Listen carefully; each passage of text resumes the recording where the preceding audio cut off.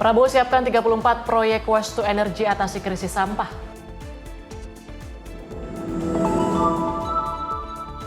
Pertamina boyong 1 juta barel minyak dari Aljazair.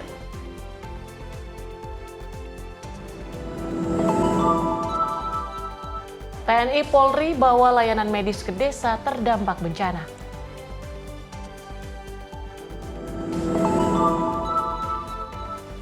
Gas LPG meledak, pemilik rumah dan ART tewas di Palembang.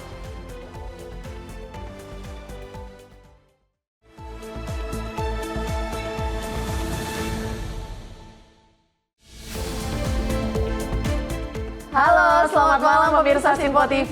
Selain 5 informasi utama tadi, selama 2 jam ke depan, kami masih akan memberikan informasi menarik lainnya, terutama mengenai agenda Kabinet Merah Putih. Menyapa Indonesia Malam juga akan menghadirkan informasi seputar peristiwa dan olahraga. Bersama saya, Tiara Dianti. Dan saya Priska Priscilla, inilah Menyapa Indonesia Malam untuk Anda.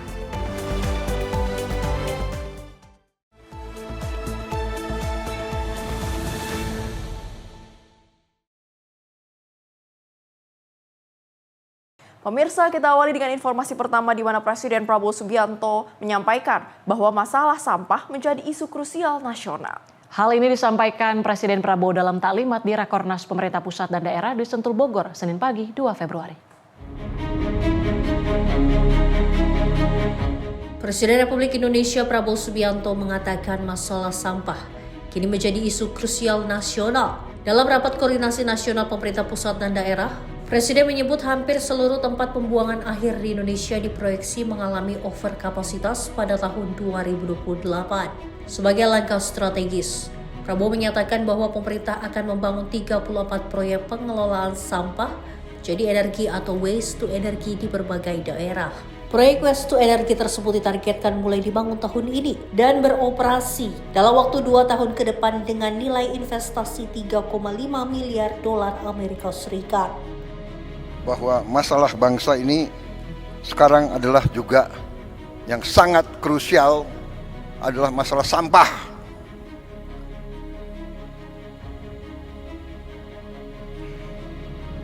Sampah ini menjadi masalah.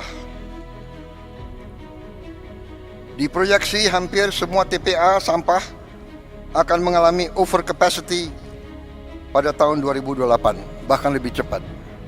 Untuk itu, tahun ini kita akan buka 34 proyek pembangunan waste to energy di 34 kota. Ini saya minta groundbreaking berapa bulan ini dilaksanakan. Ini kita perkirakan 2 tahun lagi sudah berfungsi. Ini investasi cukup besar. Totalnya itu hampir 3,5 miliar dolar untuk 34 titik itu. Tetapi setelah saya lihat di beberapa kabupaten, saya yakin bahwa kota-kota kabupaten sudah juga mulai harus ada. Dan ini sudah ada inisiatif beberapa bupati, improvisasi, ini sedang kita pelajari, mungkin bisa saling menukar pengalaman. Dari Bogor, Jawa Barat, Jihan Nabila Azizul Hakim, Simpo TV melaporkan. Kita ke Wakil Presiden RI Gibran Rakabuming Raka meninjau pembangunan Huntara di Kabupaten Aceh Tamiang pada 30 Januari 2026. Wapres menekankan agar pembangunan Huntara dapat diselesaikan tepat waktu sehingga bisa segera dimanfaatkan warga. Sejalan dengan arahan Presiden Prabowo Subianto bahwa penanganan pasca bencana harus mengedepankan kecepatan, ketepatan, dan keberlanjutan pemulihan bagi masyarakat terdampak, Wakil Presiden RI Gibran Rakabuming Raka meninjau pembangunan Huntara di Kabupaten Aceh Tamiang pada Jumat 30 Januari 2026. Wapres mengunjungi kawasan Huntara Modular 1, Huntara Modular 2, dan Huntara Danantara. Dalam kesempatan itu, Wapres menekankan agar pembangunan Huntara dapat diselesaikan tepat waktu sehingga bisa segera dimanfaatkan warga. Sambil mengelilingi kawasan, Wapres juga memastikan kelengkapan fasilitas yang tersedia di setiap lokasi Huntara. Satu kawasan modular Huntara terdiri atas 156 unit, tempat tinggal berukuran 6 x 3 meter, yang mencakup ruang tidur dengan 2 kasur, ruang dapur, serta ruang jemur. Pembangunan Huntara bagi warga terdampak banjir bandang dan longsor di Kabupaten Aceh Tamiang terus dikebut. Huntara disiapkan untuk menampung lebih dari 6.000 korban bencana agar dapat tinggal di tempat yang lebih layak dan aman. Tim redaksi Sinpo TV melaporkan. Masih dari Wakil Presiden Gibran Rakabuming Raka yang meninjau perkembangan pemulihan RSUD Muda Sedia di Kabupaten Aceh Tamiang pada 30 Januari 2026. RSUD Muda Sedia mengalami kerusakan cukup parah akibat banjir besar yang melanda wilayah tersebut. Wakil Presiden RI Gibran Rakabuming Raka meninjau perkembangan pemulihan RSUD Muda Sedia di Kabupaten Aceh Tamiang yang mengalami kerusakan cukup parah akibat banjir besar yang melanda wilayah tersebut. Wapres tiba pada Jumat pagi 30 Januari 2026 dan langsung menyusuri area rumah sakit untuk melihat langsung dampak kerusakan akibat banjir, pelayanan, serta aktivitas medis yang masih berjalan pasca bencana. Dalam kesempatan itu, Wapres memberikan arahan agar pihak rumah sakit terus berkoordinasi dengan pihak kementerian terkait guna melengkapi berbagai kekurangan fasilitas akibat banjir yang melanda wilayah tersebut. Wapres pun berharap agar semua sarana prasarana bisa segera pulih. Tim redaksi Sinpo TV melaporkan. Wakil Presiden Gibran Rakabuming Raka meninjau SMP Negeri 1 Karangbaru Aceh Tamiang yang terdampak banjir pada 30 Januari 2026. Wapres melihat langsung kondisi fisik sekolah yang sebelumnya mengalami kerusakan hampir di seluruh fasilitas utama. Wakil Presiden RI Gibran Rakabuming Raka meninjau SMP Negeri 1 Karangbaru Aceh Tamiang pada Jumat 30 Januari 2026. SMP Negeri 1 Karangbaru termasuk sekolah yang terdampak akibat banjir yang melanda. Kunjungan Wapres untuk memastikan proses pemulihan sarana pendidikan dan kegiatan belajar mengajar kembali berjalan usai banjir bandang pada 26 November 2025 lalu. Wapres melihat langsung kondisi fisik sekolah yang sebelumnya mengalami kerusakan hampir di seluruh fasilitas utama, khususnya ruang-ruang belajar dan penunjang yang berada di lantai dasar, meliputi ruang kelas, UKS, laboratorium, musola, ruang guru, ruang kepala sekolah, serta ruang administrasi. Begitu dahsyatnya sehingga sekolah kami pun hancur semuanya. Memang sangat dahsyat sekali, terkhusus sekolah kami hancur luluh lantak sehingga kami tidak ada satupun aset sekolah yang bisa diselamatkan. Dalam kesempatan itu, Wapres menyerap berbagai kebutuhan mendesak yang diperlukan untuk menunjang kegiatan belajar mengajar, antara lain ketersediaan papan tulis, meja, dan kursi untuk siswa. Wapres menyampaikan bahwa ia akan memerintahkan agar pengadaan meja dan kursi dipercepat. Tim redaksi Sinpo TV melaporkan. Kita ke informasi lainnya dari anggota Komisi 13 DPR, Arizal Aziz, menyayangkan atas kekerasan yang terjadi oleh nenek Saudah yang menjadi korban penganiayaan saat mempertahankan lahannya dari tambang emas ilegal di Kabupaten Pasaman, Sumatera Barat. Arizal meminta kepada Kementerian HAM hingga lembaga terkait untuk dapat mengusut tuntas kasus tersebut. Komisi 13 DPR menggelar rapat dengar pendapat bersama Kementerian HAM, Komnas HAM, dan Komnas Perempuan serta LPSK di Kompleks Parlemen Senayan, Jakarta. Dalam rapat tersebut membahas pelanggaran HAM terhadap perempuan yang dialami oleh nenek Saudah setelah menjadi korban penganiayaan saat mempertahankan lahannya dari tambang emas ilegal. Anggota Komisi 13 DPR Arizal Aziz meminta kementerian maupun lembaga terkait untuk mengusut tuntas kasus tersebut agar dapat memberikan keadilan kepada korban. Selain aspek pidana, pihaknya juga menekankan perlindungan terhadap korban yang sempat dikucilkan dan diusir dari lingkungan sosialnya.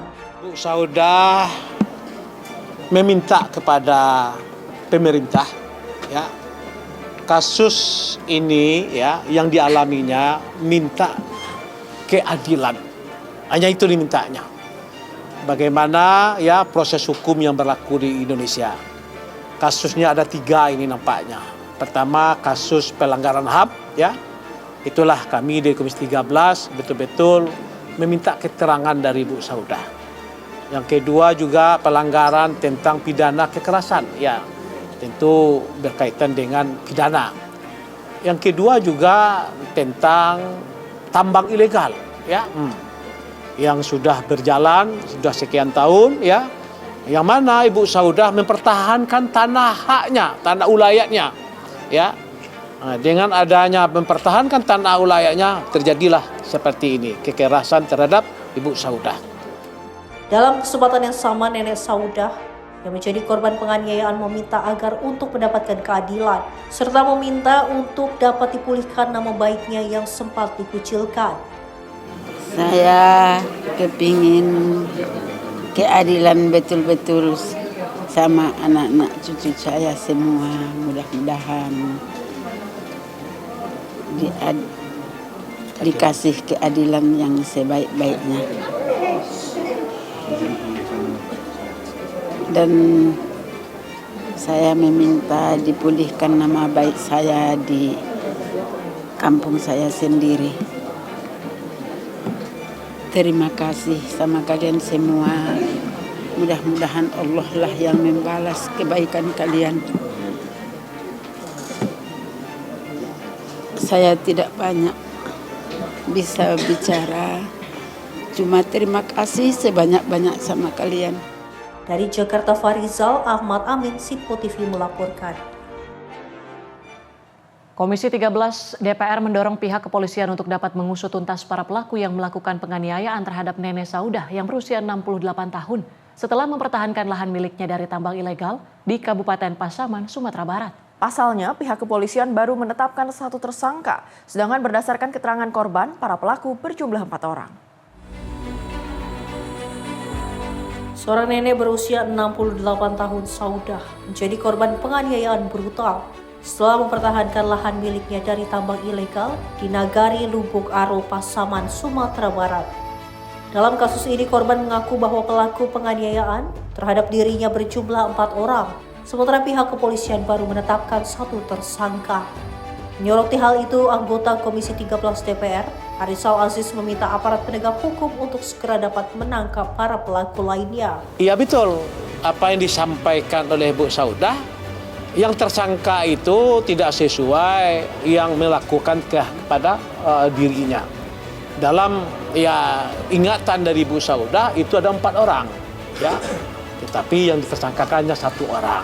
Itulah pihak dari Bu Saudah akan meminta keadilan, ya betul-betul diproses. Begitu. Artinya untuk mencari tersangka lain, Pak? Iya, tentu ya kami mendorong kepada pihak kepolisian untuk mendorong ya mencari ya tersangka yang kebenarannya dari Bu Saudah. Ada deadline nggak Pak dari komisi? Ya, dan juga nanti didamping oleh pengacara yang betul-betul bisa menyelesaikan kasus ini.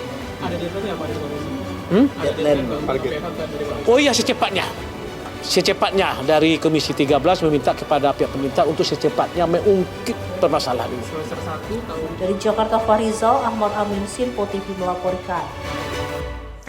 Pemirsa, Kementerian Dalam Negeri menggelar rapat koordinasi pemerintah pusat dan daerah tahun 2026 di Sentul International Convention Center Bogor, Jawa Barat pada Senin 2 Februari. Rakornas ini menjadi agenda rutin tahunan untuk menyatukan langkah, visi, dan persepsi Presiden Prabowo antara pemerintah pusat dan daerah dalam menjalankan program pembangunan nasional. Rapat Koordinasi Nasional Pemerintah Pusat dan Daerah tahun 2026 digelar Kementerian Dalam Negeri dan dihadiri oleh Menteri Kabinet Merah Putih serta kepala daerah dari seluruh Indonesia.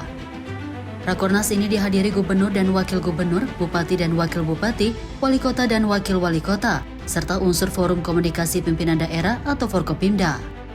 Menteri Sekretaris Negara Prasetyo Hadi menyampaikan, kegiatan ini menjadi momentum bagi Presiden Prabowo Subianto untuk menyampaikan arahan strategis sekaligus program-program prioritas pemerintah kepada seluruh jajaran pemerintah daerah. Rakornas juga menjadi forum untuk menyatukan langkah, menyamakan visi, serta memperkuat koordinasi dalam menghadapi berbagai dinamika nasional dan internasional. Lebih lanjut, Prasetyo menyampaikan, pemerintah pusat dan daerah diharapkan mampu memperkuat sinergi serta memastikan arah kebijakan pembangunan nasional berjalan selaras dari tingkat pusat hingga daerah. Ini agenda rutin tahunan yang kemudian Bapak Presiden ingin memanfaatkan kesempatan untuk menyampaikan program-program, menyampaikan arahan-arahan dan garis-garis dari beliau sebagai kepala negara dan kepala pemerintahan kepada seluruh jajaran baik pemerintah provinsi maupun pemerintah kabupaten kota. Berdasarkan undangan sangat lengkap dari gubernur, wakil gubernur adil, kemudian bupati, wakil bupati, wali kota, wakil wali kota, dan seluruh unsur Forkompimda daerah. Diharapkan dengan kita berkumpul, ini kita menyatukan langkah, menyatukan visi, menyatukan persepsi sekaligus sekali lagi bila mana ada hal-hal yang sekiranya perlu dicarikan jalan keluar di forum-forum seperti ini juga nanti memungkinkan untuk bisa kita bahas. Ada arahan-arahan khusus nggak Mas untuk hari ini mungkin yang bisa dikasih tahu? Khusus mungkin tidak ya, tetapi karena kan dalam 1 tahun semenjak juga kepala daerah dilantik, sudah beberapa kali juga Bapak Presiden menyampaikan pandangan-pandangan beliau. Namun mungkin ada beberapa hal yang barangkali ya akan ada update dari beliau dengan masalah dinamika kondisi geopolitik internasional maupun kemudian perkembangan dalam negeri kita sendiri juga. Kemudian juga tentunya pasti ada penekanan-penekanan karena beberapa program yang sudah berhasil dicapai dalam kurun waktu 1 tahun tentunya harus dijaga dan ditingkatkan. Dari Bogor, Jawa Barat, Jihan Nabila Azizul Hakim, Sinpo TV melaporkan. Pemirsa, Rakor Nasional Pemerintah Pusat dan Daerah digelar sebagai upaya menyatukan gerak dan langkah dalam implementasi program prioritas Presiden. Menteri Dalam Negeri Tito Karnavian menyebut sinergi antara pemerintah pusat dan daerah dinilai menjadi kunci dalam mengoptimalkan program prioritas Presiden menuju Indonesia Emas 2045. Rakornas Pemerintah Pusat dan Daerah 2026 yang digelar oleh Kemendagri dan dihadiri oleh seluruh Menteri Kabinet Merah Putih hingga Kepala Daerah mengusung tema sinergi pusat dan daerah dalam implementasi program prioritas Presiden Prabowo Subianto. Menteri Dalam Negeri Tito Karnavian mengungkapkan, dalam 1 tahun pertama, pemerintahan Presiden Prabowo Subianto telah banyak capaian dan keberhasilan program pembangunan, menunjukkan hasil yang positif dan dirasakan oleh masyarakat. Tito menyebut memasuki tahun kedua RPJMN, pemerintah menargetkan optimalisasi capaian dengan memperkuat keselarasan gerak dan langkah antara pemerintah pusat dan daerah. Untuk itu, Tito menyampaikan rapat koordinasi nasional ini menjadi forum strategis untuk menyamakan langkah sekaligus memastikan implementasi program prioritas Presiden berjalan selaras di seluruh daerah. Tahun 2026 ini juga merupakan tahun kedua pelaksanaan RPJMN 2025-2029 yang merupakan penjabaran dari visi Astacita Bapak Presiden dalam masa 1 tahun pertama yang lalu. Telah banyak keberhasilan yang dicapai sebagaimana telah kita saksikan dan dipublikasikan di publik maupun media. Keberhasilan akan dapat dioptimalkan di tahun 2026 dengan kesamaan gerak langkah pusat dan daerah. Untuk menciptakan kesamaan tersebut, maka diselenggarakan acara Rakor Nasional ini dengan tema sinergi pusat dan daerah dalam implementasi program prioritas Presiden menuju Indonesia Emas tahun 2045. Dari Bogor, Jawa Barat, Jihan Nabila Azizul Hakim, Sinpo TV melaporkan. Sedangkan Menteri Pendidikan Dasar Menengah Abdul Muti bersama jajaran melakukan kunjungan kerja ke Provinsi Aceh untuk memastikan pemulihan pendidikan pasca bencana berjalan nyata. Sejumlah sekolah di Aceh Utara hingga Aceh Tengah dikunjungi sebagai bentuk komitmen pemerintah menjaga keberlanjutan layanan pendidikan.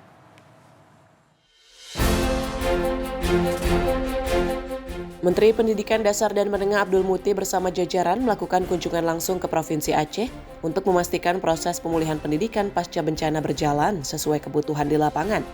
Dalam kunjungan tersebut, Mendikdasmen meninjau sejumlah satuan pendidikan di Kabupaten Aceh Utara. Selama peninjauan, Abdul Muti juga menyalurkan dukungan bagi para murid serta melakukan pemetaan kebutuhan sekolah untuk tahap pemulihan dan pengembangan ke depan. Perjalanan kemudian dilanjutkan dengan menyusuri jalur-jalur menantang menuju kawasan Aceh Tengah. Di daerah tersebut, Mendikdasmen menyempatkan diri masuk ke ruang kelas untuk menyapa dan memberi semangat kepada para murid. Tak hanya itu, Abdul Muti juga meresmikan kembali satuan pendidikan di Kabupaten Aceh Tengah dan Benar Meriah sebagai tanda dimulainya kembali aktivitas belajar mengajar secara normal. Langkah ini menjadi bukti kehadiran negara dalam menjaga harapan dan masa depan anak-anak di wilayah terdampak bencana. Bantuan pemerintah ini kami maksudkan agar berbagai kerusakan yang terkait dengan kegiatan pembelajaran dapat dipenuhi dengan bantuan operasional tadi, bisa untuk membeli buku, laptop atau SD Negeri 22 juga bagian belakang itu terdampak longsor, sehingga nanti kita berikan bantuan tambahan ruang kelas baru. Tadi juga ada permohonan untuk ruang guru dan rumah dinas guru. Insya Allah nanti kita juga bisa usahakan di tahun 2026 ini. Pemerintah berkomitmen terus mendampingi pemulihan pendidikan di Aceh agar proses belajar mengajar dapat berlangsung aman, nyaman, dan memberikan harapan baru bagi generasi muda. Tim redaksi Sinpo TV melaporkan. Pemirsa, Komdigi bekerja sama dengan Pemprov Jawa Timur untuk melatih pelajar hingga ASN menjadi talenta digital. Program ini menargetkan pengembangan SDM digital sebagai bagian dari transformasi digital nasional. Dalam upaya memperkuat kapasitas sumber daya manusia digital, Kementerian Komunikasi dan Digital melalui BPSDM menjalin kerjasama dengan pemerintah Provinsi Jawa Timur. Adendum nota kesepakatan ini menargetkan pengembangan sekitar 19.000 talenta digital sepanjang 2026, meliputi ASN, pelajar, mahasiswa, hingga masyarakat umum, sejalan dengan agenda strategis nasional dalam menghadapi era digital. Jawa Timur tercatat sebagai provinsi pertama yang melakukan kerjasama formal dengan Komdigi dalam pengembangan SDM digital. Provinsi ini dinilai memiliki ekosistem digital yang kolaboratif, mencakup pesantren, akademisi, hingga layanan publik seperti rumah sakit, sehingga menjadi fondasi penting bagi percepatan transformasi digital yang inklusif dan berkelanjutan. Tantangan ini betul kata Ibu Gubernur adalah bagaimana kita memajukan dan memastikan sumber daya manusia kita mampu beradaptasi dengan cepat dengan teknologi yang begitu cepat. Oleh karena itu pengembangan talenta digital menjadi agenda strategis nasional dan kami tadi senang sekali ini pertama ya, MOU pertama dengan pemerintah provinsi yang dilakukan dengan Jawa Timur untuk pengembangan sumber daya manusia. Karena tadi saya memahami kenapa Jawa Timur ini IMDI-nya salah satu yang terbaik di Indonesia. Karena memang ekosistemnya berjalan dengan baik. Ibu tadi sampaikan dengan pesantren, dengan akademisi, kemudian dengan rumah sakit. Jadi memang tidak ada transformasi digital yang bisa bagus sendiri.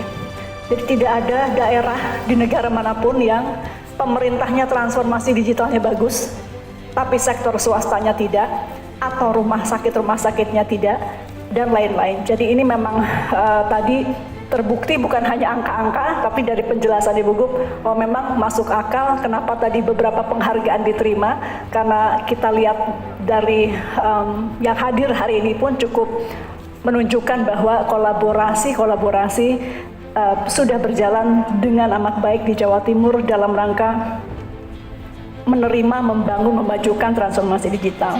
Menkom Digi Mutia menambahkan program ini merupakan bagian dari learning journey berkelanjutan, membuka peluang kolaborasi dengan industri, mitra global, dan komunitas teknologi, termasuk pemanfaatan karya anak bangsa berbasis kecerdasan artifisial. Dengan kemitraan ini, Jawa Timur diharapkan menjadi model pengembangan talenta digital, sekaligus mendorong provinsi lain memperkuat daya saing nasional di era digital. Tim redaksi Sinpo TV melaporkan. Pemirsa, pemerintah menegaskan sikap tegas terhadap praktik saham gorengan di pasar modal. Penegakan hukum diperketat untuk menjaga integritas dan stabilitas pasar.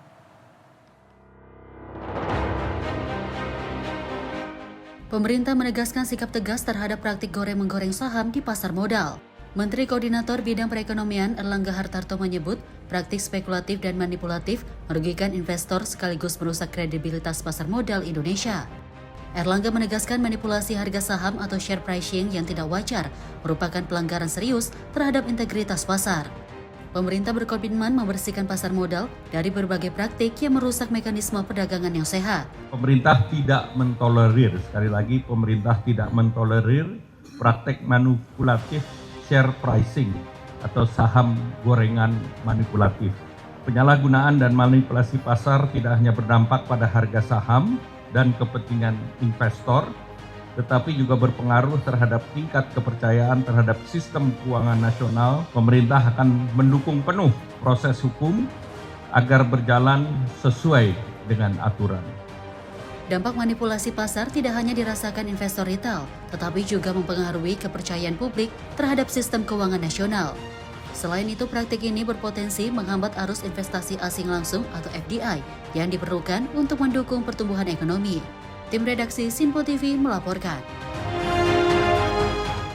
Wakapolda Metro Jaya Brigjen Pol Dekananto Eko Purwono memimpin apel gelar pasukan operasi Keselamatan Jaya 2026 selama 14 hari, mulai 2 hingga 15 Februari 2026. Apel gelar pasukan tersebut merupakan bentuk kesiapan Polri beserta jajaran dalam membentuk budaya tertib lalu lintas demi keselamatan bersama.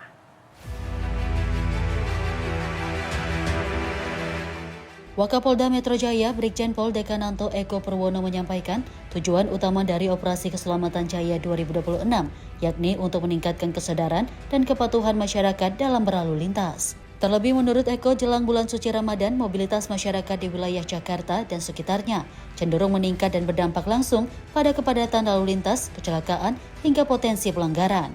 Operasi Keselamatan Jaya 2026 ini akan dilaksanakan selama 14 hari, mulai tanggal 2 hingga 15 Februari 2026. Sasaran operasi ini akan difokuskan pada pelanggaran lalu lintas yang berpotensi menimbulkan kecelakaan. Pagi hari ini telah sama-sama kita saksikan pelaksanaan kegiatan gelar pasukan Operasi Keselamatan Jaya 2026, di mana akan berlangsung selama 14 hari ke depan sampai menjelang masuknya awal bulan suci Ramadan. Operasi ini digelar melibatkan seluruh instansi terkait dari TNI, kemudian juga dinas terkait lainnya, di mana kegiatan ini akan menyasar pada 10 target operasi.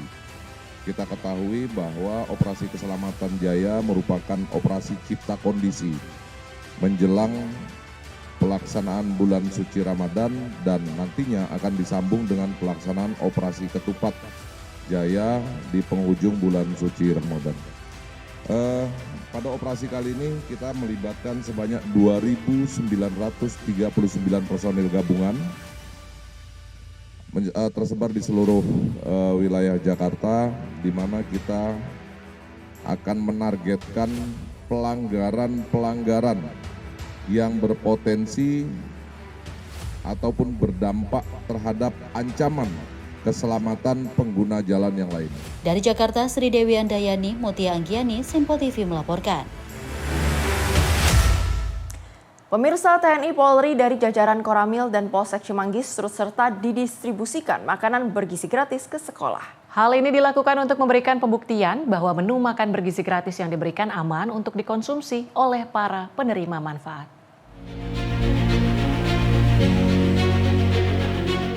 Pendistribusian makanan bergizi gratis ini diberangkatkan dari Satuan Pelayanan Pemenuhan Gizi Cilangkap 2 Tapos Kota Depok.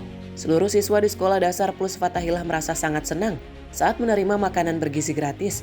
Pasalnya ini merupakan hari pertama mereka mendapati program Presiden Prabowo Subianto. Seorang siswi mengaku sangat senang mendapati menu makanan bergizi gratis ini. Menu makanan bergizi gratis yang diberikan berisi nasi, ayam bakar madu, orek tempe, sayur jamur, dan buah kelengkeng. Ayam. Apalagi? Sama kelengkeng. Ini baru pertama dapat MBG ya? Terus tadi disuruh bawa apa? Sendok sama garpu. Senang nggak dapat MBG? Kamu suka makanannya? Sementara itu, Dan Ramil Cimanggis Mayor Infanteri Dasi menyampaikan bahwa pihaknya melakukan pendampingan pendistribusian makanan bergizi gratis dari SPPG Cilangkap 2. Hal ini dilakukan sebagai bentuk mendukung program pemerintah dalam hal pemenuhan gizi di sekolah. Baik, Assalamualaikum warahmatullahi wabarakatuh. Hari ini saya bersama jajaran Bambinsa Koramil Cimanggis melakukan kegiatan monitoring pendistribusian dapur SPPG yang di wilayah Cilangkap. Nah, kebetulan hari ini adalah di sekolah D+ Fathahilah, di mana penerima manfaat di sini cukup lumayan. Hari ini didistribusikan lebih kurang 2020 porsi yang diberikan ke wilayah Cilangkap. Dari 2020 itu ada berapa? Dari 2020 ini kurang lebih 8 sekolah yang kami distribusikan untuk penerimaan manfaatnya. Dan alhamdulillah prosesnya berjalan tertib, aman, dan lancar.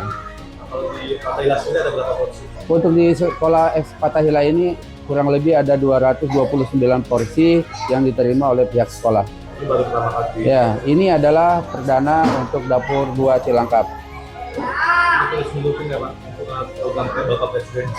Kemudian saya pesan kepada dapur SPPK 2 Cilangkap agar melaksanakan pendistribusian sesuai dengan SOP yang sudah ditentukan oleh BGN. Kemudian yang berikutnya saya siap mendukung penuh program pemerintah dalam hal pemenuhan gizi gratis kepada anak-anak sekolah. Saat ini Satuan Pelayanan Pemenuhan Gizi Cilangkap 2 mendistribusikan sebanyak 2.020 porsi untuk diberikan kepada 8 sekolah yang telah tercatat sebagai penerima manfaat. Dari Kota Depok, Jawa Barat, Riswanto Ahmad melaporkan. Pengeboran sumur dalam pertama di RSUP Dr. M. Jamil Padang. Informasinya akan kami hadirkan usai jeda. Tetaplah bersama kami di Menyapa Indonesia Malam.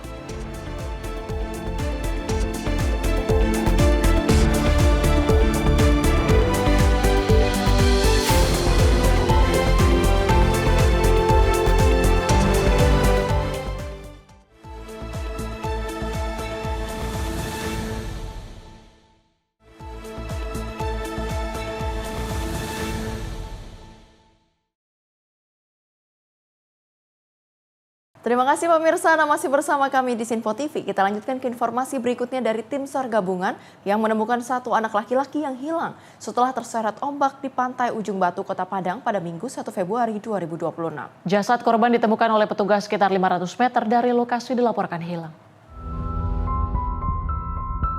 Operasi pencarian besar-besaran di kawasan pantai Ujung Batu, Kecamatan Koto Tangah, Kota Padang akhirnya membuahkan hasil pada Minggu pagi 1 Februari 2026.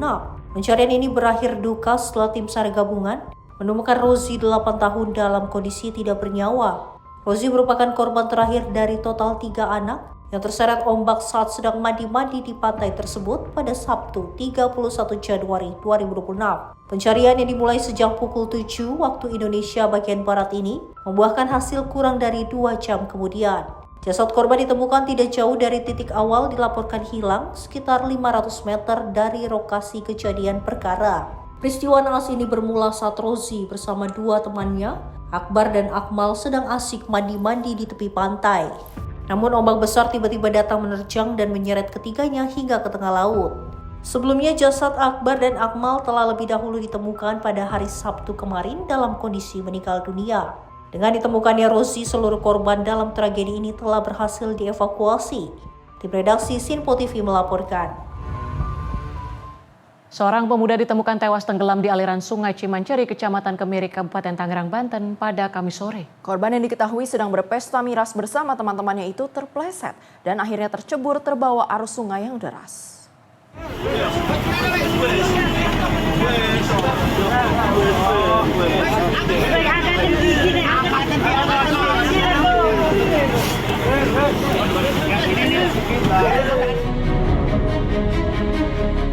Setelah 2 hari proses pencarian, pemuda yang tenggelam di Sungai Cimanceri, Kecamatan Kemiri, Kabupaten Tangerang, Banten akhirnya ditemukan Kamis sore.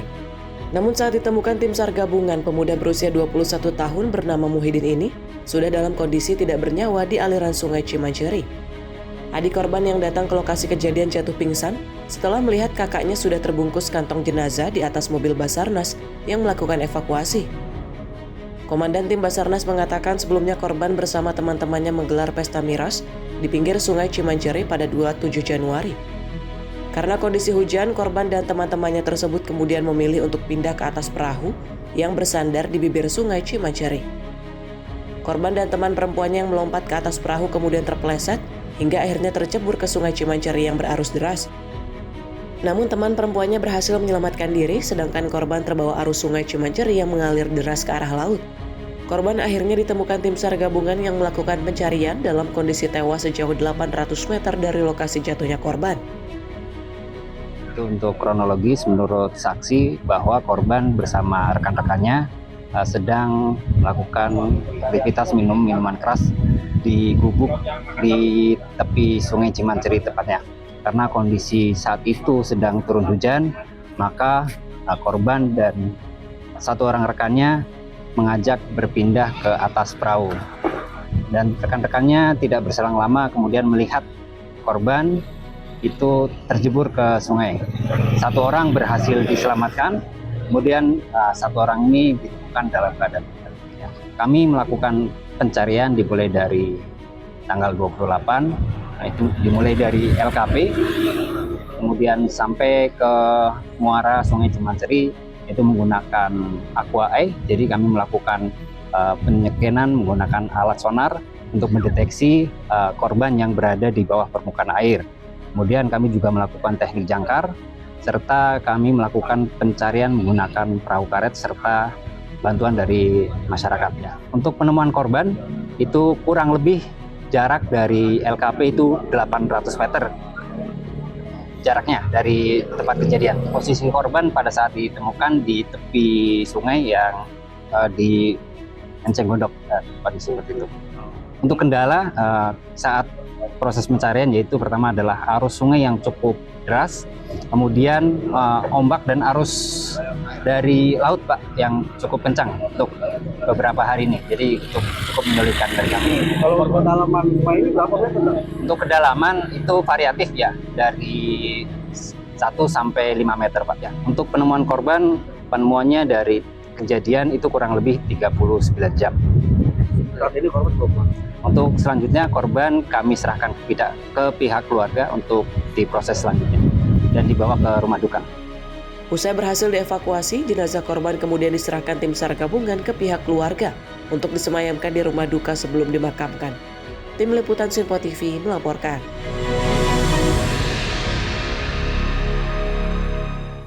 Pemirsa, rasa cemas sebuah keluarga akhirnya berubah menjadi kelegaan setelah seorang remaja perempuan yang sempat dilaporkan hilang berhasil ditemukan polisi dalam kondisi selamat. Remaja berusia 17 tahun ini ditemukan di wilayah Bogor setelah dilakukan pencarian intensif oleh tim kepolisian dari Polda Metro Jaya.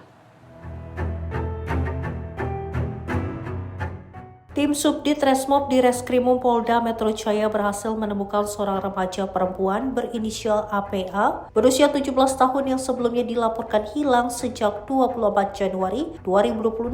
Korban ditemukan dalam kondisi selamat di wilayah Bogor pada 31 Januari 2026 setelah kepolisian melakukan penelusuran secara intensif. Sebelum dilaporkan hilang, korban diketahui meninggalkan rumah tanpa membawa telepon genggam, sehingga keluarga kehilangan kontak sepenuhnya. Menindaklanjuti laporan orang tua korban, tugas segera melakukan penyelidikan dan pencarian di sejumlah wilayah. Dari hasil sementara yang diketahui korban pergi meninggalkan rumah karena persoalan hubungan asmara yang belum mendapatkan restu dari orang tuanya.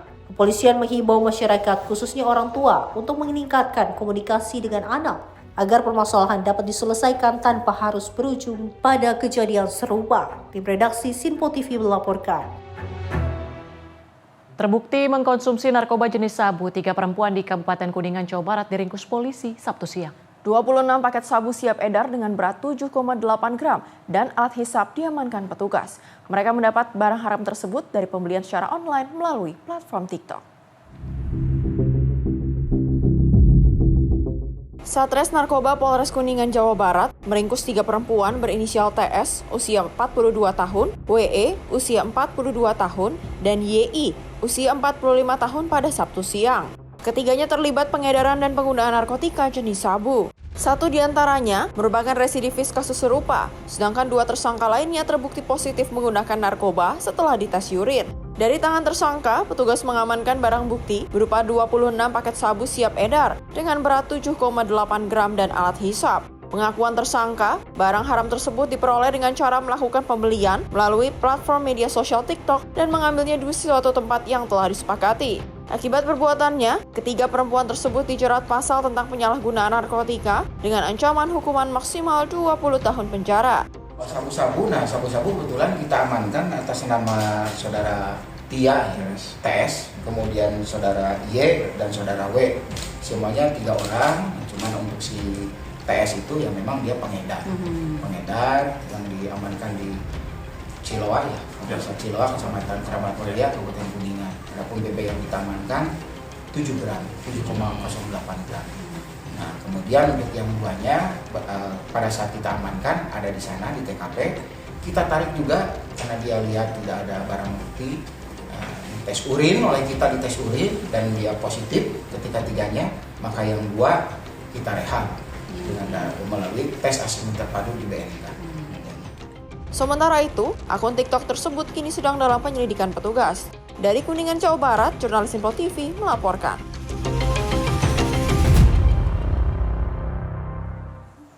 Informasi lainnya mengenai kepulan asap berwarna oranye pekat yang keluar dari area pabrik PT Volpak Indonesia menggegerkan warga kota Cilegon, Banten. Akibat kejadian tersebut, sejumlah warga di Kelurahan Gerem mengalami sesak nafas hingga harus dilarikan ke puskesmas terdekat.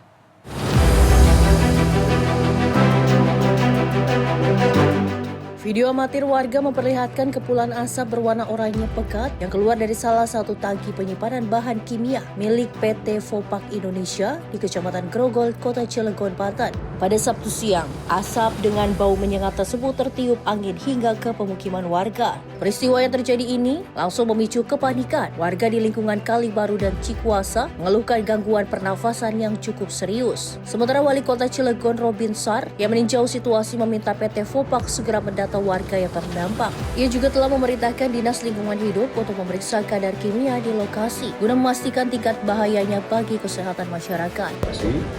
Langsung juga berkomunikasi dengan manajemen dan langsung melakukan sidak visit ke titik kejadian TKP.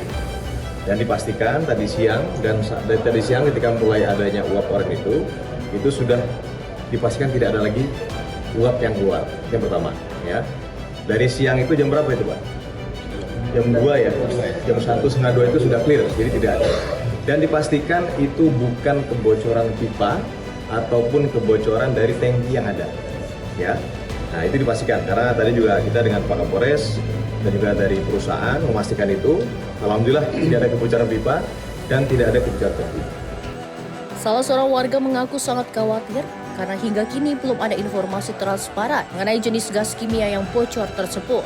Warga berharap adanya jaminan kesehatan terutama bagi anak-anak dan lansia yang rentan terhadap paparan gas. Kami saya disarankan sama RT katanya sudah dikonfirmasi sama pihak Volpak. Yang punya pabrik? Ya. Ada berapa Pak yang dievakuasi ke rumah sakit? Kurang tahu, ini kan masih lagi menunggu. Kita orang yang di sini udah baru 4 orang. Sejumlah warga yang mengalami sesak napas kini sudah mendapatkan perawatan di puskesmas terdekat. Hingga berita ini diturunkan, belum ada pernyataan resmi dari PT Volpak terkait penyebab pasti keluarnya asap oranye dari tangki mereka. Situasi di sekitaran pabrik kini dalam pengawasan ketat pihak terkait. Dari Cilegon, Banten, Firman Arif, Sinpo TV melaporkan.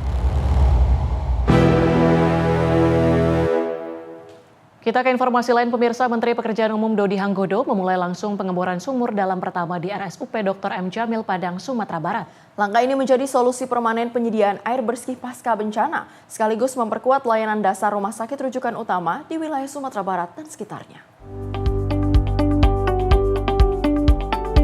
Didampingi Wakil Ketua Komisi 6 DPR RI Andre Rosiade dan Gubernur Sumatera Barat Mahyeldi, Menteri PU menekan tombol simbolis dimulainya pengeboran sumur sedalam 120 meter. Sumur bor ini ditargetkan menghasilkan debit sekitar 10 liter per detik atau setara 864 meter kubik per hari. Selama ini kebutuhan air rumah sakit masih dipasok menggunakan 14 mobil tangki per hari selama lebih dari 2 bulan.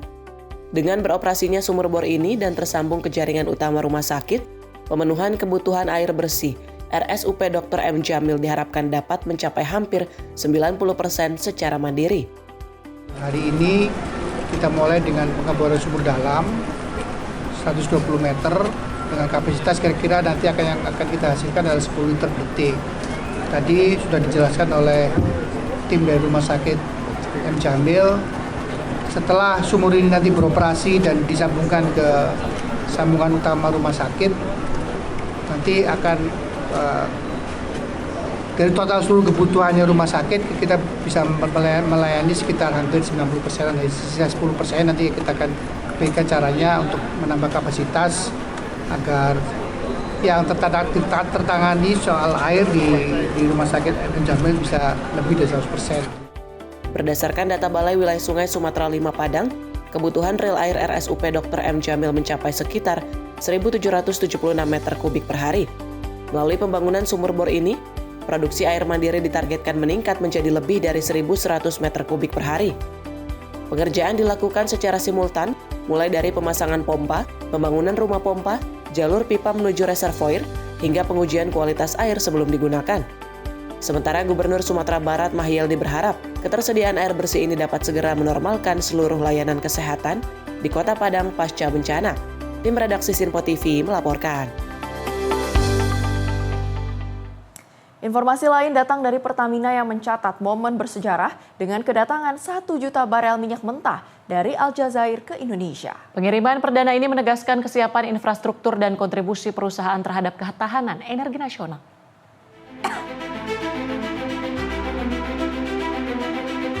PT Pertamina Persero mengumumkan kargo minyak mentah sebanyak 1 juta barel dari Aljazair telah tiba di Indonesia. Kargo perdana ini ditandai dengan bersandarnya kapal MT Cyprus di perairan Cilacap, menandai pengiriman pertama setelah perpanjangan kontrak bagi hasil 25 tahun dengan perusahaan migas nasional Aljazair Sonatrach. Minyak berasal dari wilayah kerja 405A yang dikelola Pertamina International Eksplorasi dan Produksi dan dikirim dari Port Arze pada 24 Desember 2025. Proses penerimaan kargo dikendalikan secara real-time melalui kontrol room Kilang 4 Cilacap, menunjukkan kesiapan dan keandalan infrastruktur Pertamina dalam menerima serta mengolah minyak mentah dari luar negeri. Kegiatan ini disaksikan secara langsung dari 3 lokasi, yakni Geraha Pertamina di Jakarta, kontrol room Kilang 4 Cilacap, dan lokasi operasional di Aljazair. Direktur Utama Pertamina Simon Alesius Mantiri menegaskan pengiriman ini menjadi bukti kontribusi perusahaan dalam mewujudkan ketahanan energi nasional sekaligus mencerminkan sinergi antar entitas Pertamina. Sementara itu, Komisaris Utama Muhammad Iriawan menambahkan kesuksesan pengiriman tak lepas dari dedikasi seluruh pegawai. Pertamina telah beroperasi di Aljazair sejak 2002 hingga 2003 dengan penguatan kerjasama melalui akuisisi Blok Menzel Desmat pada 2014.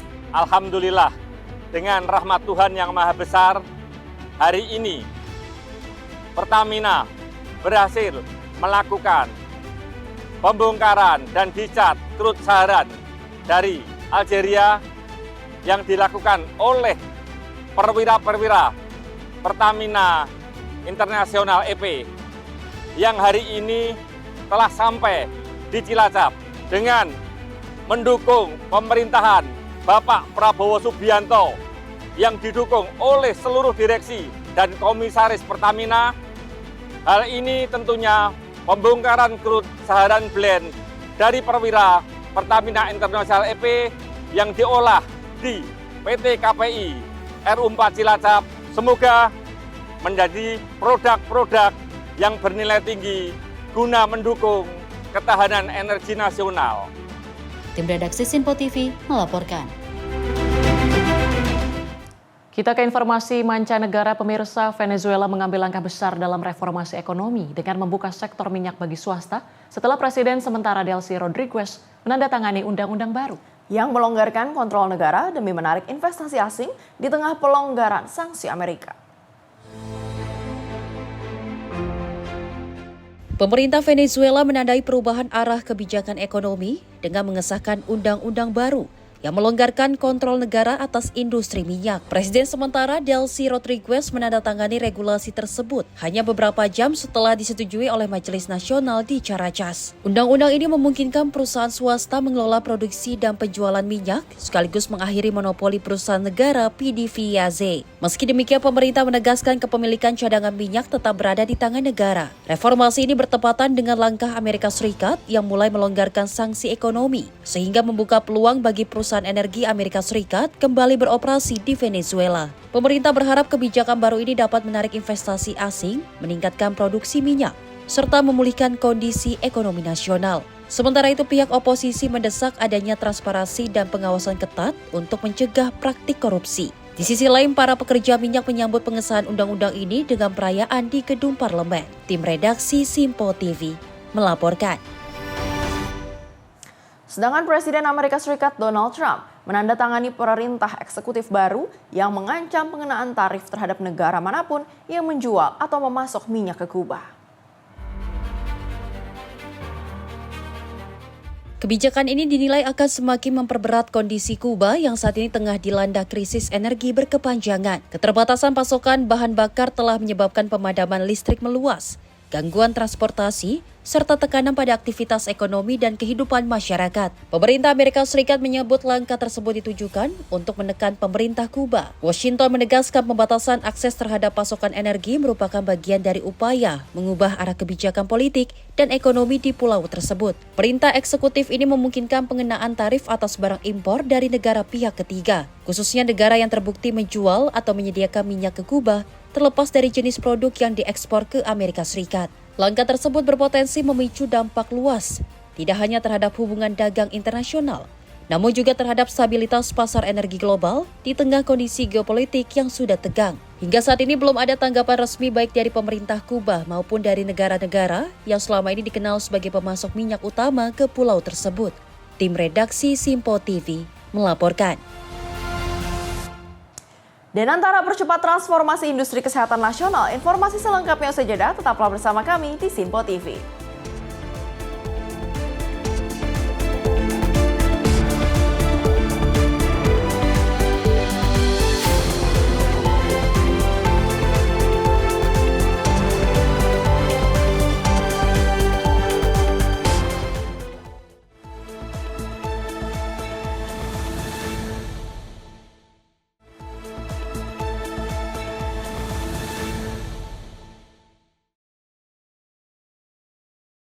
Anda kembali menyaksikan Menyapa Indonesia Malam.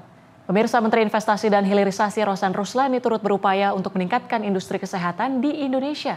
Bersama Menteri Kesehatan Budi Gunadi Sadikin dan Antara siap melakukan sinergi lintas kementerian dan lembaga. Berdasarkan akun Instagram resmi @rosanruslani melakukan jamuan makan malam dengan Menteri Kesehatan Budi Gunadi Sadikin untuk membahas percepatan transformasi industri kesehatan nasional dengan fokus pada penguatan kapasitas produksi, pembangunan infrastruktur berteknologi tinggi, serta pengembangan ekosistem industri kesehatan yang terintegrasi dari hulu hingga hilir. Kementerian Investasi dan Danantara mendorong peningkatan investasi di sektor kesehatan melalui sinergi lintas kementerian dan lembaga sebagai upaya memperkuat kebutuhan dalam negeri, meningkatkan daya saing ekspor, dan menempatkan Indonesia sebagai pemain penting dalam industri kesehatan global. Tim redaksi Simpo TV melaporkan. Menyikapi arahan Presiden Prabowo Subianto terkait isu sampah nasional, Gubernur Bali Iwayan Koster menegaskan kesiapan Pemprov Bali dalam menangani sampah di kawasan Pantai Kuta. Koster menyampaikan pemerintah Provinsi Bali akan mengerahkan alat berat agar proses pembersihan dapat dilakukan secara cepat.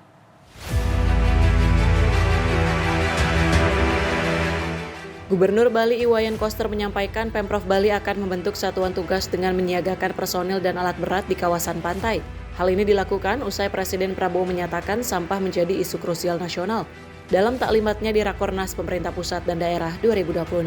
Satuan tugas tersebut akan melibatkan Kepala Dinas Lingkungan Hidup, Kepala BPBD, Kepala Dinas Pendidikan, serta unsur TNI dan Polri. Koster mengungkapkan Satgas ini dibentuk untuk mempercepat penanganan sampah kiriman, khususnya di kawasan Pantai Kuta, saat musim hujan tanpa menunggu waktu mobilisasi yang memakan waktu lama. Mengenai sampah yang di Pantai Kuta itu adalah sampah kiriman yang datangnya musiman pada saat musim hujan, yaitu khususnya pada akhir Desember, Januari, dan awal Februari. Jadi asal hujan, sampah kiriman datangnya dari luar daerah begitu cepat karena arusnya besar. Hanya saja dalam mengatasi ini kita butuh waktu kira-kira 2 jam atau 3 jam untuk mobilisasi sehingga sampai dia bersih. Nah, karena itu dengan arahan Bapak Presiden tadi, maka kami akan segera kumpul Kadis Lingkungan Hidup, kemudian Kepala BPBD, Kadis Pendidikan, kemudian TNI dan Polri. Saya akan membentuk satuan tugas untuk berjaga di pantai. Begitu sampah datang langsung bisa dibersihkan. Tidak perlu menunggu 2 jam 3 jam. Alat pengangkut kita alat berat ada cukup.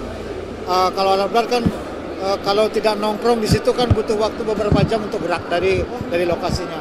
Ini yang harus kita atasi. Nah, karena itu tadi saya sudah bicara dengan Bupati Badung dan juga Wali Kota Denpasar agar kita akan bersama-sama membentuk satuan tugas dan sekaligus ada standby alat berat di sana. Dari Bogor, Jawa Barat, Jihan Nabila, Azizul Hakim, Simpo TV melaporkan. Pemerintah menghadirkan layanan kesehatan gratis untuk warga terdampak bencana di Aceh, khususnya di Kabupaten Gayo Luas. Dan program ini bertujuan untuk menjaga kesehatan masyarakat sekaligus memulihkan harapan pasca bencana. Pemerintah terus menghadirkan layanan kesehatan gratis bagi masyarakat terdampak bencana di Aceh, khususnya di Kabupaten Gayo Luas. Layanan ini bertujuan menjaga kesehatan warga di tengah keterbatasan fasilitas pasca bencana sekaligus memulihkan harapan masyarakat. Pelayanan mobile digelar hingga ke desa-desa terpencil dan wilayah sulit dijangkau, termasuk desa tertinggi, Gampung Lempuh, Rerebe, dan Ekan. Di lapangan, terlihat personel TNI bersama petugas Kementerian Kesehatan sigap memberikan pemeriksaan kesehatan, pengobatan, dan pemantauan kondisi warga, terutama lansia, balita, dan anak-anak. Meski dilakukan di tenda darurat atau ruang terbuka, dengan fasilitas sederhana, antusiasme warga terlihat jelas.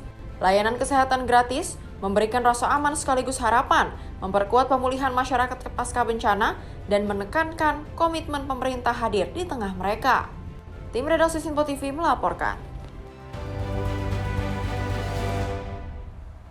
Kita ke informasi lain dari Sekretaris Menteri Pemuda dan Olahraga, Gunawan Suswantoro, melepas tim pelajar Garuda Muda Indonesia untuk mengikuti Bangkok International Youth Football Festival 2026. Pelepasan tersebut berlangsung di Media Center Kemenpora pada Senin 2 Februari 2026. Dalam ajang Bangkok International Youth Football Festival 2026 yang akan berlangsung pada hari Sabtu dan Minggu 7 dan 8 Februari 2026, Indonesia mengirimkan 24 pelajar dengan rincian tim U12 sebanyak 12 orang dan U13 sebanyak 12 orang. Sekretaris Menteri Pemuda dan Olahraga Sesmenpora Gunawan Suswantoro mengaku sangat bangga saat melepas tim pelajar Garuda dan memberikan pesan agar membuka segala peluang yang ada saat berkompetisi. Gunawan juga memberikan semangat kepada para pelajar agar berjuang semaksimal mungkin dan menjaga nama baik Indonesia. Kepada adik-adik yang akan berangkat ke Bangkok, satu hal yang saya ingin pesankan. Janganlah ke Bangkok itu mencari menang-menangan. Nggak usah. Menang syukur, tapi nggak menang nggak apa-apa. Ini penting karena apa? Coba nanti adik-adik di Bangkok itu kenalan sama teman lawannya, mungkin dari Bangkok atau dari mana, tim sendiri. Karena apa? Mungkin hari ini baru kenal, tapi suatu saat mungkin di antara kalian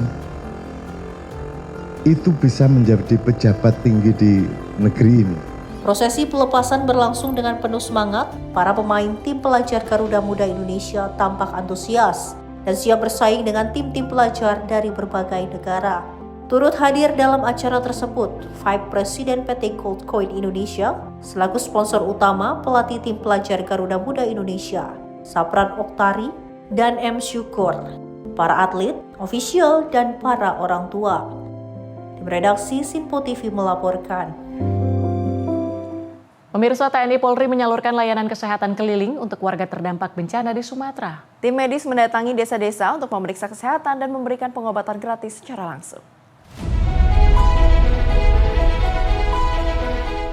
TNI menghadirkan layanan kesehatan keliling untuk warga terdampak bencana di berbagai desa di Sumatera. Mobil kesehatan dan tenaga medis TNI mendatangi rumah-rumah warga, termasuk lansia, untuk memeriksa kondisi kesehatan dan memeriksa pengobatan secara langsung.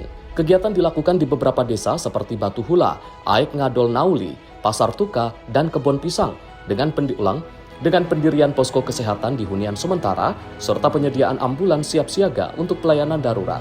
Dokter dan nakes TNI mencatat keluhan pasien, mengukur tekanan darah, dan menjelaskan dosis obat yang diberikan. Sementara itu, bidang kedokteran dan kesehatan Polda Sumatera Barat melaksanakan bakti kesehatan di 5 posko di Sumbar, melayani 72 warga secara gratis. Keluhan yang ditangani meliputi demam, batuk, flu, sakit gigi, gatal-gatal, asam lambung, diare, dan hipertensi sebagai bagian dari upaya pemulihan kesehatan pasca bencana. Tim redaksi Sinpo TV melaporkan. Masih berbicara mengenai sinergi TNI dan Polri yang terus diperkuat untuk mempercepat pemulihan pasca bencana di Sumatera Barat. Berbagai upaya dilakukan mulai dari pembersihan pasar, aliran sungai, hingga rumah warga terdampak. Pasca banjir dan tanah longsor, aparat TNI dan Polri terus memperkuat langkah pemulihan melalui kerja lapangan di sejumlah wilayah terdampak pada Kamis 29 Januari 2026. Kegiatan difokuskan pada pembersihan fasilitas umum dan lingkungan warga guna mempercepat kembalinya aktivitas masyarakat. Personel TNI melaksanakan pembersihan pasar desa, huta godang, serta area jalan dan aliran sungai yang terdampak material banjir dan longsor. Selain membersihkan lumpur dan sampah di area pasar, TNI juga menyingkirkan tumpukan kayu dan puing di aliran sungai Desa Adian Koting, Kabupaten Tapanuli Utara, untuk mengurangi resiko luapan susulan dan kerusakan lanjutan. Sementara itu, Polri melalui Ditsamapta Polda Sumatera Barat melakukan pembersihan rumah warga di kawasan Maninjau, Kabupaten Agam. Kegiatan ini menyasar pengangkatan lumpur dan sisa material bencana di hunian warga sebagai bagian dari upaya pemulihan terpadu agar masyarakat dapat kembali tinggal dengan aman dan sehat. Tim redaksi Simpo TV melaporkan.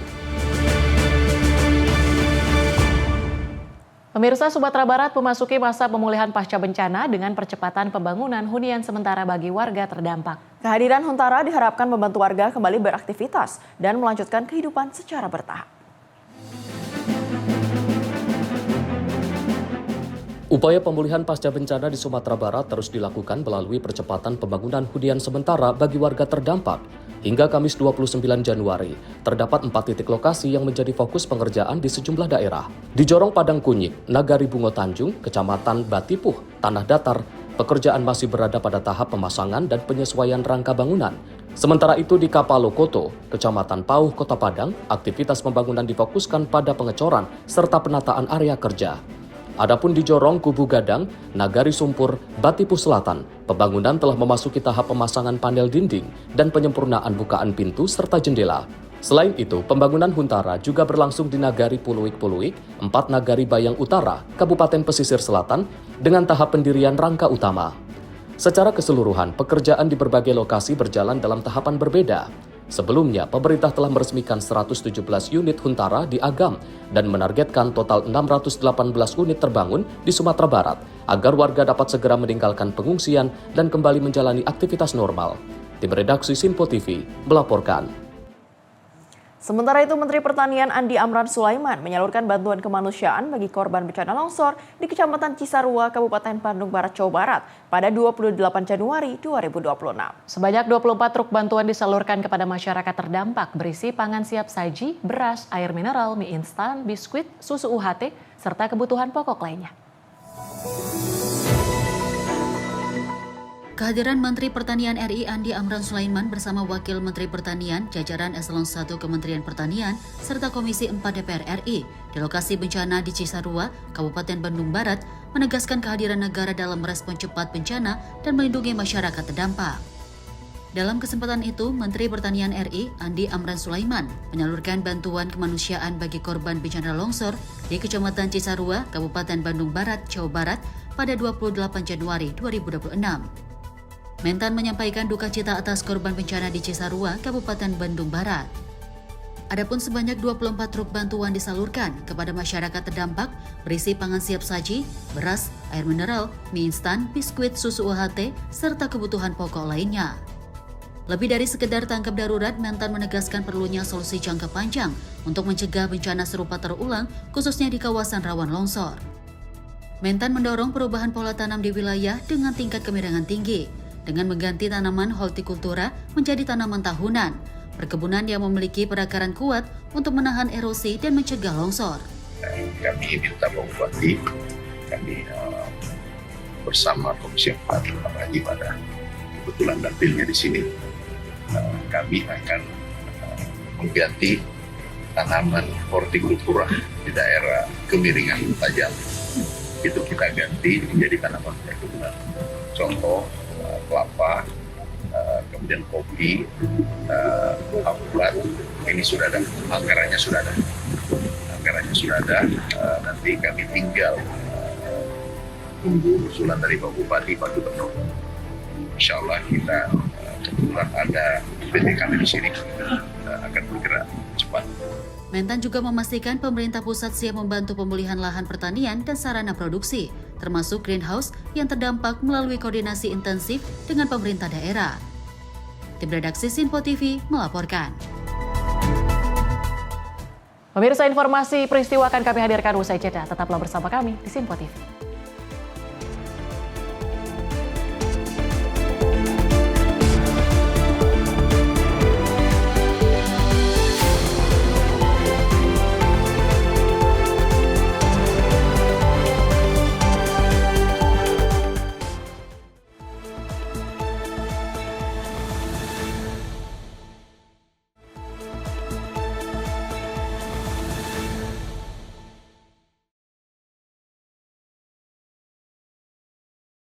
Terima kasih pemirsa, Anda masih bersama kami di Menyapa Indonesia Malam. Kita lanjutkan ke informasi berikutnya mengenai sebuah tabung gas 12 kg yang meledak di salah satu rumah di Kota Palembang, Sumatera Selatan pada Sabtu 31 Januari 2026.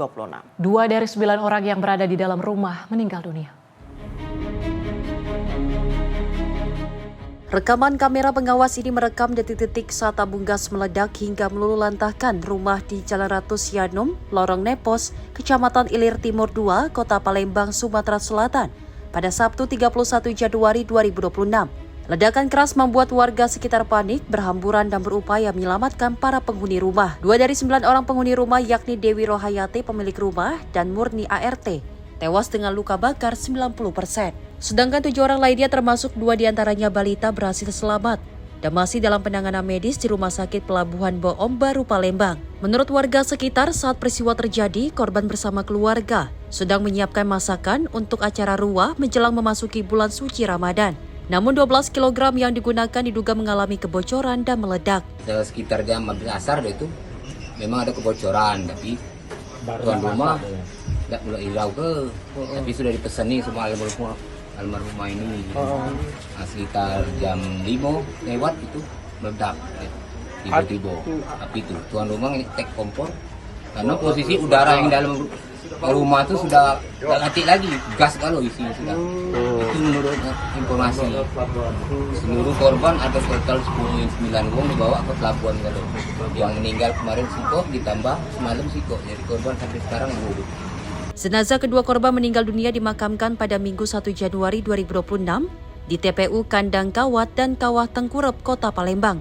Polisi telah mengamankan sejumlah barang bukti diantaranya tabung gas yang diduga menjadi pemicu ledakan serta rekaman kamera pengawas. Jadi gini, bukan ledakan sih, tapi tabung gas yang bocor kemudian disambar sama api di tabung gas 12 kilo, kemudian ada kebocoran, kemudian terjadi percikan api. Untuk korban sementara ada 9 orang wanita, 7 dewasa, 2 anak-anak. Saat ini korban kondisinya seperti apa, Pak? Dari korban ada beberapa luka, kisaran luka dari 20 sampai 70% luka bakar. Polisi telah memasang garis polisi di lokasi kejadian. Polisi juga tengah mendalami keterangan sejumlah saksi yang melihat langsung peristiwa tersebut. Dari Palembang, Sumatera Selatan, jurnalis Sinpo TV melaporkan. Kecelakaan lalu lintas terjadi di depan kantor Denpal 044 Serang, Banten pada Sabtu 31 Januari 2026 pagi. Mobil Honda Jazz yang diduga merupakan hasil pencurian menabrak sepeda motor dan mengakibatkan pengendara motor terlindas hingga tewas di lokasi. Benar kan ya, Kak? Kecelakaan ini terjadi sekitar pukul 6.30 waktu Indonesia Barat di depan kantor Denpal 04-4 Serang, Banten pada Sabtu 31 Januari 2026 pagi. Mobil Honda Jazz bernomor polisi A1727KS menabrak sepeda motor Honda Vario bernomor polisi A2179DZ saat mobil berbelok kanan untuk putar arah di depan kantor Pengadilan Tinggi Agama Serang dan bertabrakan dengan sepeda motor dari arah Serang menuju Palima. Akibat peristiwa ini, pengendara motor tewas terlindas roda mobil. Korban dievakuasi ke Rumah Sakit Arafik pada pukul 6.45 waktu Indonesia Barat, sebelum jenazah dibawa unit laka Polresta Serang pada pukul 7.20 waktu Indonesia Barat untuk penanganan lebih lanjut. Sementara itu, berdasarkan informasi petugas Kodim 0602 Serang, mobil Honda Jazz ini diduga merupakan hasil pencurian dari wilayah Labuan Pandeglang. Kendaraan itu diketahui dibuntuti keluarga pemilik sejak malam sebelumnya, setelah hasil pelacakan menunjukkan mobil bergerak ke arah Serang. Feren Putri, tim redaksi Sinpo TV, melaporkan.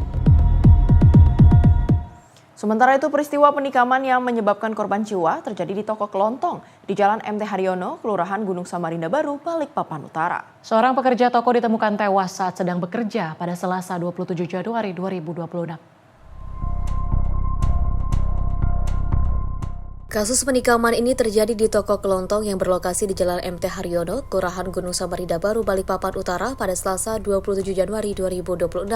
Korban diketahui berinisial AS berusia 19 tahun, warga asal Sepaku, Kabupaten Penajam Pasir Utara. Korban ditemukan dalam kondisi tewas dengan luka tikaman di tubuhnya saat tengah bekerja di dalam toko. Laporan kejadian diterima kepolisian sekitar pukul 11:40 WITA setelah warga sekitar mengetahui kondisi korban. Kapolsek Balikpapan Utara AKP Agus Fitriadi menegaskan bahwa peristiwa ini merupakan tindak pidana penikaman dan juga bukan kasus perampokan, seperti isu yang sempat beredar. Karena berdasarkan hasil pemeriksaan awal di tempat kejadian perkara, tidak ditemukan adanya kehilangan barang berharga di dalam toko. Hingga saat ini, pihak kepolisian masih melakukan penyelidikan lebih lanjut untuk menelusuri motif dan juga mengungkap pelaku dalam kasus ini. Bagus Maulana, tim redaksi Simpo TV, melaporkan. Perampokan disertai kekerasan terjadi di sebuah rumah warga di Boyolali, Jawa Tengah. Seorang anak berusia 6 tahun ditemukan meninggal dunia, sementara ibu kandungnya mengalami luka serius dan harus menjalani perawatan intensif di rumah sakit.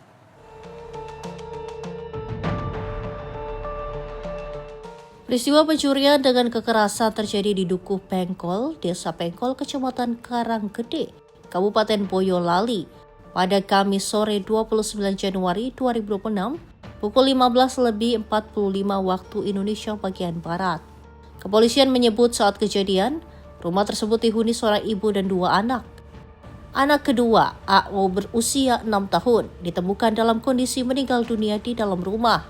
Sedangkan ibu kandung korban D berusia 33 tahun, ditemukan dalam kondisi terluka dan bersimbah darah. Korban pertama kali ditemukan oleh kakak ipar korban yang datang ke rumah. Saat itu ibu korban ditemukan dalam kondisi terluka dan meminta tolong.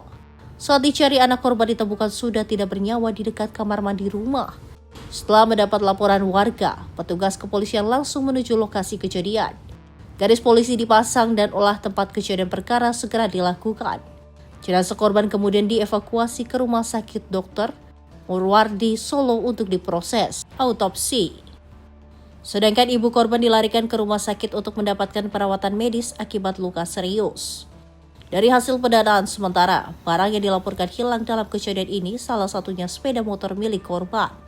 Hingga saat ini kepolisian masih melakukan penyelidikan untuk mengungkap pelaku dan motif peristiwa. Pada Jumat siang, jenazah korban dimakamkan di pemakaman desa setempat. Suasana duka menyelimuti proses pemakaman yang dihadiri keluarga dan warga. Risna Nur, jurnalis Simpo TV melaporkan.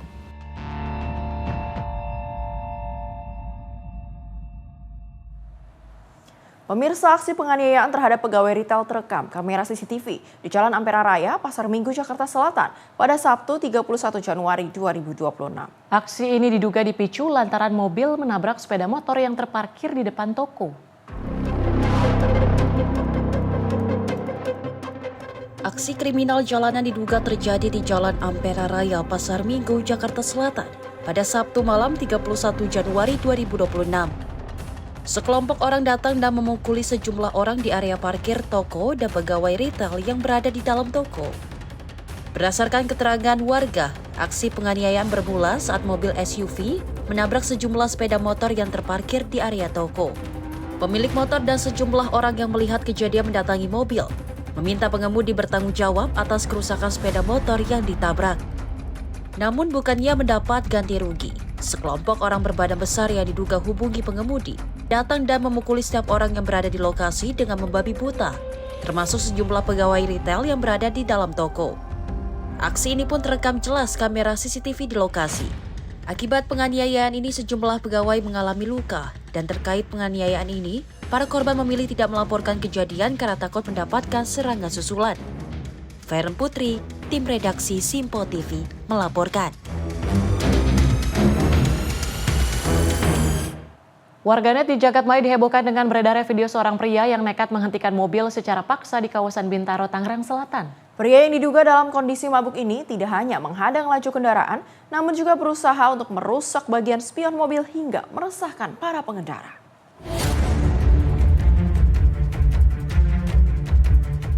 Dalam unggahan video yang viral di media sosial, aksi ini terjadi di Jalan GSSJ Samratulangi, arah Taman Menteng menuju Lote Bintaro, pada Minggu 1 Januari 2026, sekitar pukul 18:30 waktu Indonesia Barat. Pelaku yang terlihat tidak stabil berdiri di tengah jalan dan memaksa kendaraan yang melintas agar berhenti. Dalam rekaman ini, pelaku juga terlihat menarik paksa spion salah satu mobil hingga membuat pengendara merasa terancam.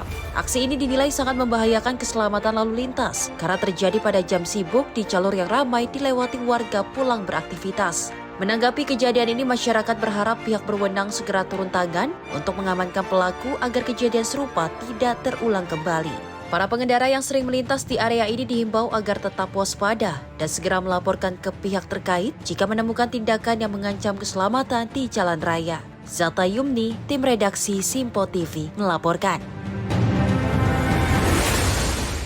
Pemirsa, aksi pencurian 4 roda mobil marak terjadi di wilayah Jakarta Selatan. Seluruh ban beserta velg mobil yang terparkir di lokasi penitipan kendaraan di Jalan Keramat Batu Cilandak, Jakarta Selatan raib. Aksi pencurian terekam kamera CCTV dan viral di media sosial. Rekaman kamera pengawas memperlihatkan aksi pencurian 4 roda mobil di lokasi penitipan kendaraan di Jalan Keramat Batu, Cilandak, Jakarta Selatan. Dalam rekaman tersebut terlihat pelaku mencopoti seluruh ban beserta velg mobil yang juga terparkir di area penitipan. Berdasarkan rekaman CCTV, para pelaku diduga menggunakan minibus warna silver untuk menjalankan aksi kejahatan tersebut. Menurut keterangan warga, aksi pencurian roda mobil belakangan ini sering terjadi di sejumlah lokasi, termasuk di tempat penitipan kendaraan. Maraknya kejadian ini meresahkan warga yang juga menitipkan kendaraannya di lokasi penitipan kendaraan. Lagi marak ya bang, di setiap parkiran ada 1 mobil, 2 mobil yang hilang dari madrasah, dari banjir dalam sampai ke hari. Juga bang, ada pagi juga. Pengamanan sih ada yang muter bang, cuma emang ini udah banjir semua. Untuk di sini sendiri pertama kali terjadi atau gimana? Pertama kali bang. Dan yang mobil yang itu 4-4-nya tuh gimana sih bang yang bang tahu? 4-4-nya bang. Warga berharap pihak kepolisian segera melakukan penyidikan dan juga menangkap para pelaku guna mencegah terulangnya aksi serupa. Dari Jakarta, jurnalis Simpo TV melaporkan. Tim gabungan operasi Pekat Polda Maluku berhasil menyita sebanyak 700 miras ilegal Shopee. Miras disita tanpa pemilik tersebut disita dari atas kapal saat bersandar di Pelabuhan Slamet Riyadi Ambon yang didatangkan dari wilayah Tenggara Raya. Operasi penyakit masyarakat Pekat Salawaku Polda Maluku kembali membekuk upaya penyelundupan jaringan miras ilegal. Hari ke-6 operasi, petugas gabungan Polda Maluku dan Polsek KPYS, Polresta Ambon menyita 700 liter miras tradisional jenis Shopee. Razia digelar di atas kapal cepat KM Cantik Lestari 77B saat tiba di Pelabuhan Slamet Riyadi, Kota Ambon, Jumat malam lalu. Miras ilegal ini dikemas dalam jerigen dan disamarkan dalam kardus karung hingga tas ransel untuk mengecoh petugas. Petugas tidak menemukan pemilik barang, seluruh miras langsung diamankan sebagai barang bukti. Barang bukti Shopee yang didatangkan dari wilayah Tenggara Raya ini kini diamankan di Direktorat Reserse Narkoba Polda Maluku untuk proses lebih lanjut. Operasi Pekat Salawaku akan terus digelar guna menekan peredaran miras, narkoba, premanisme, dan kejahatan jalanan demi menjaga keamanan masyarakat di wilayah hukum Polda Maluku. Dari Maluku, jurnalis Simpo TV melaporkan. Perangi peredaran obat keras daftar G yang dijual bebas di pasaran, petugas Satpol PP bersama BPOM menggelar razia di kawasan Tanah Abang, Jakarta Pusat. Dari 5 orang pedagang yang berhasil diamankan, petugas juga mendapatkan 900 butir obat keras dari berbagai merek yang diduga palsu.